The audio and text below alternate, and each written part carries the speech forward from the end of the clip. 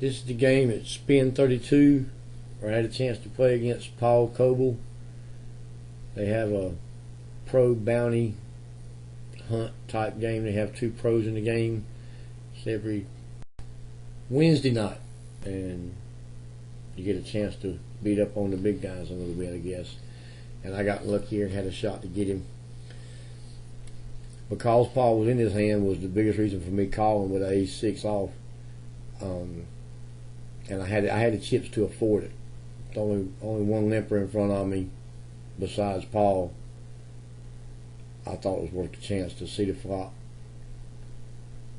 And I get lucky. I catch an ace here, and he had nothing to go with it. Well, he had enough to make a bet that I could afford. And again, if it hadn't have been the champ, and if it hadn't have been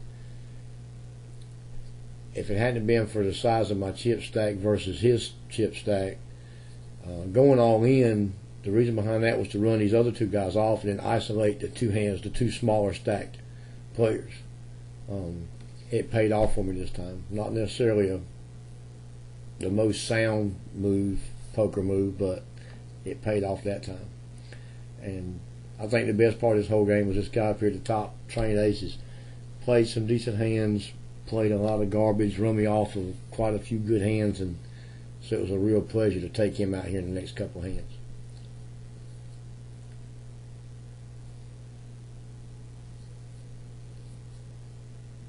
He did take out J Mac, who was the other pro.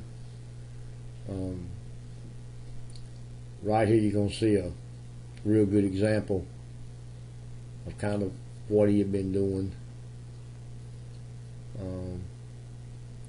Flop comes with the deuces. He bets 20,000. You know, against a chip stack that would have took half his chips. You know, with a queen 3. You know, so like I say, that's the biggest reason they call it that. I guess it will pay off for you sometimes. But here's a good example of what happens when you make everybody think you're bluffing all the time. Actually, it's 88 here again. I'd already beaten Paul. I already put Paul out, which was kind of the highlight of the day, and I had the opportunity to hear this guy calls me down, you know, or goes all in. I'm thinking he's bluffing again, and the ace paid off. I got lucky and caught the 7 on the river to give me the straight, and it was really, really, really worth beating that guy. I think I'll make a statement here in a minute that was justice or something. Yeah, I had to learn how to spell. No D's in justice.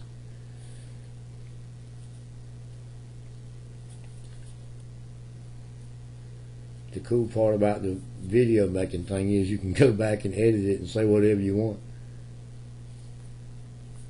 This guy's calling me a donkey for some reason. I guess that's his opinion. And I have a tendency to play that way once in a while. But there again, I mean, it was the call I made against the jacks with the 8s, pretty much based on the fact that I thought the guy was full of garbage. This call right here was strictly a lottery ticket. I'm drawing to a flush, ace high. If I lose, it absolutely didn't hurt my chip stack at all as far as being in a position to stay, you know, to win. I'm at 80,000 or 70,000. I could afford taking the shot. Otherwise, probably a good idea to fold that hand. And same thing. Here we are again. 77,000 versus 2,600. It's going to take a little bit bigger bet than that to run me off when I'm holding a pair of 10s. I don't care if there's an ace. I mean, I had had a couple outs, got lucky and caught the 10.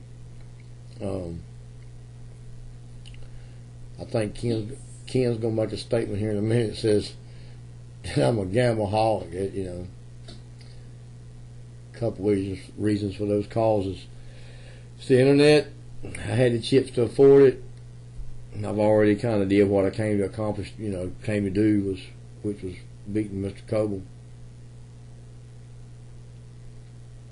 And had the good sense to turn on the Camtasia this time when I finally did something that worked out. I ain't going to say I did something right, but I did something that worked out.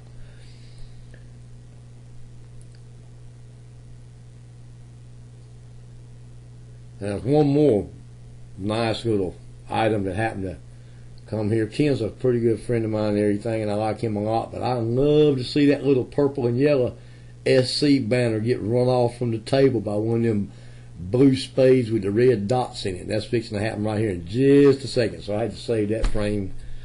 Not nothing, no hard feelings against anybody, nothing. But I just love to beat stack connectors, and they love to beat us. They love to whoop up on some poker joes.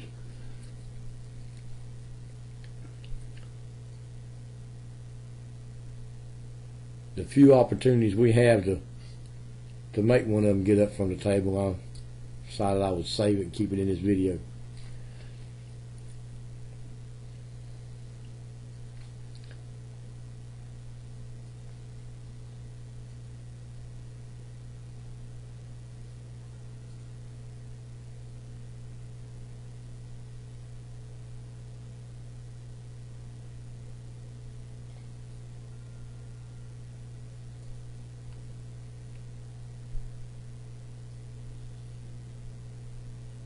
Glad Ken didn't catch the deuce that time. And the rest of this goes pretty much not dramatic. We'll skip on through to the last part of it here. Pocket queens, and here again I'm at 89,000 versus 9,000 with pocket queens. I don't think this is a bad play. I mean, I really don't. This guy comes with 6,000. That's kind of what I was looking for, somebody to have a decent hand. And I'll take him all in. He's got ace-10. He catches the ace on the flop, actually gets the third one, but the queen comes in, gives him the straight, gives me the boat. That's poker, baby. This was the sweetest one of the whole time. The 2-3 on the big blind, got lucky. Flop 2 pair, check it to him. I guess he's trying to make a move here or something, trying not to, well, he's got the queens. Okay, I've forgotten that. He's got queens, which was a good bet on his part. Without him having the queens, my 2-3. Without him having the queens right there, 2-3 don't pay anything. That's what I was trying to say right before I quit. That's it. What a clip.